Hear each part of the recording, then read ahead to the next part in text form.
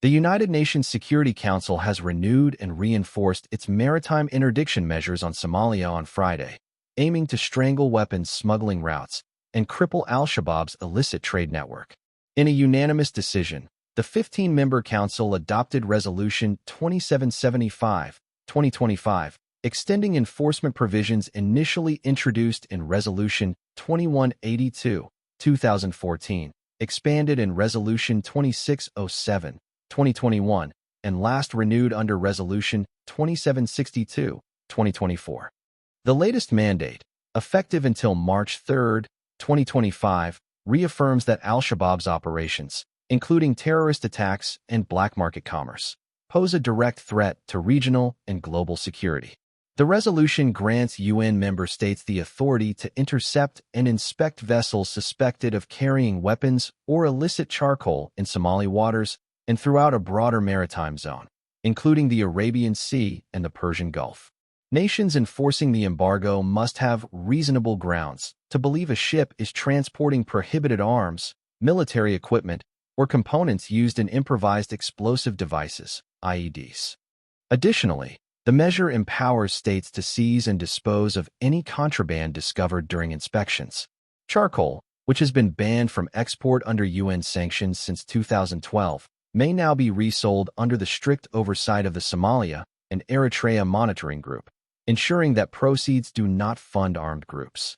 While the Somali government is no longer subject to an arms embargo following the Security Council's 2023 decision to lift restrictions on its security forces, an arms embargo remains in effect against Al-Shabaab and other non-state actors.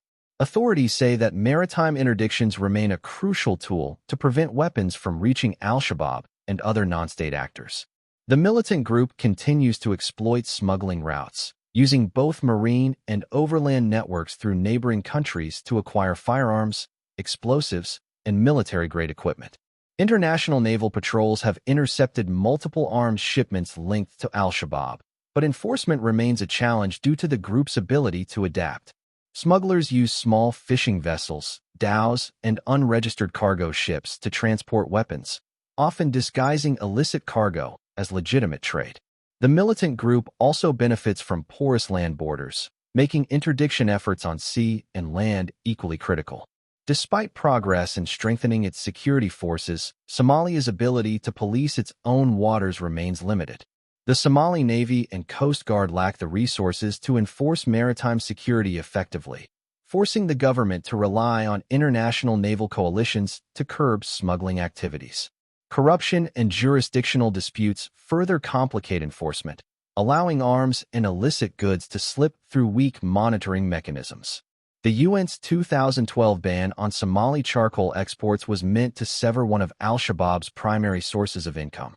While it has disrupted the group's financial networks, the insurgents, however, have proven adept at circumventing restrictions, relying on established smuggling routes over porous land borders across the Horn of Africa and using illicit charcoal exports to sustain their revenue streams, much of the contraband making its way to Gulf nations. The embargo has also devastated Somalia's charcoal industry, a vital livelihood for thousands of traders, laborers, and rural communities. Many now call for a reassessment of the policy, arguing that it has done more harm to ordinary Somalis than to the militant networks it was meant to weaken.